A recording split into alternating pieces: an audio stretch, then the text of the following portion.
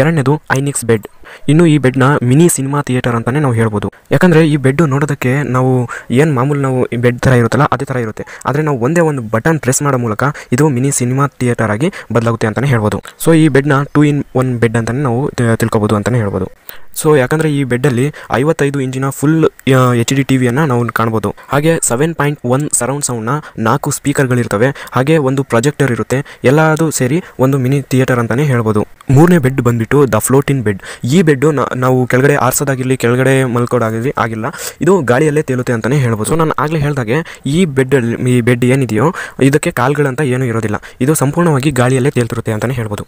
ಅದು ಹೇಗೆ ತೇಲ್ತಿರುತ್ತೆ ಅಂತ ಅಂದರೆ ಈ ಬೆಡ್ಗೂ ಆಮೇಲೆ ಗ್ರೌಂಡ್ನ ವಿರುದ್ಧ ಅಂದರೆ ಮ್ಯಾಗ್ನೆಟಿಕ್ ಪವರ್ ಏನಿರುತ್ತಲ್ಲ ಅದು ವಿರುದ್ಧ ದಿಕ್ಕಲ್ಲಿ ಇವ್ರು ನಿಲ್ಲಿಸಿರ್ತಾರೆ ಗ್ರೌಂಡಲ್ಲಿ ಅಂತಲೇ ಹೇಳ್ಬೋದು. ಹಾಗಾಗಿ ಈ ಬೆಡ್ಡು ಗಾಳಿಯಲ್ಲಿ ತೇಲ್ತಿರುತ್ತೆ ಅಂತಲೇ ಹೇಳ್ಬೋದು. ಸೊ ಈ ಬೆಡ್ ಬಂದುಬಿಟ್ಟು 900 kg ತೂಕವನ್ನು ಒತ್ತುವಂಥ ಸಾಮರ್ಥ್ಯವನ್ನು ಹೊಂದಿದೆ ಅಂತ.